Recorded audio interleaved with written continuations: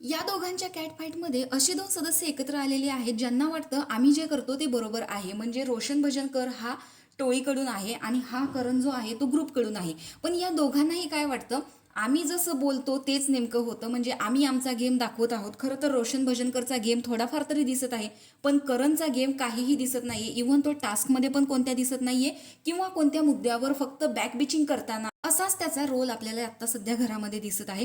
Duty करताना तर तो आतापर्यंत दिसलेलाच नाहीये आणि आता तर सेवकच ड्युटी करतायत, त्यामुळे मुद्दाच नाहीये. कॅट फाईटमध्ये आता रोशन भजनकर हा टार्गेट झालेला आहे. तर करणचं असं म्हणणं आहे की जे करतोस ते टोळीचं ऐकून करतोस, तर आपल्या कुटुंबियासाठी निर्णय घेत असताना कधीतरी स्वतःच्या मनाने पण विचार करत जा आणि थोडा विचार करून निर्णय घे, म्हणजे होणारे परिणाम हे गंभीर होणार नाहीत, असं करणचं म्हणणं आहे.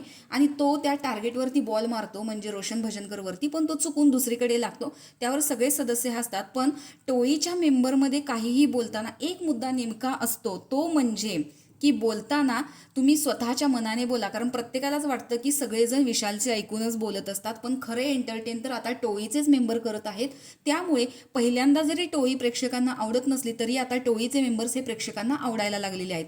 नंतर टार्गेटवरती जातो करण. ज्यावेळेस करण टार्गेटवरती जातो त्यावेळेस रोशन भजनकरचं असं आहे की तुला असं वाटत असेल की मी माझ्या मनाने करत नाही, पण मी माझ्या घरच्यांचा विचार सुद्धा करतो. असं करून त्याने करणला चुकीचं ठरवण्याचा प्रयत्न इथे केलेला आहे, परंतु त्याचा नेम देखील चुकीचा लागतो.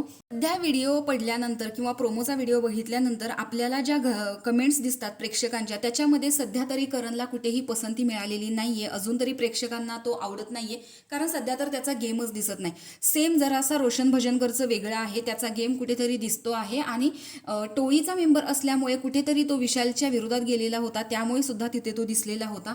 तर अशा पद्धतीने कॅट फाईटमध्ये या दोघांची फाईट लागलेली आहे. तर याच्यामध्ये दोघांनी मुद्दे मांडलेले आहेत. तर तुम्हाला करणचा मुद्दा बरोबर वाटतो की रोशनचा मुद्दा बरोबर वाटतो? कोण जास्त टास्कमध्ये दिसतं आणि तुम्हाला कोण आवडतं हे कमेंट बॉक्समध्ये नक्की सांगा. अशाच व्हिडिओसाठी आपल्या चॅनलला सबस्क्राईब करा. तोपर्यंत बाय.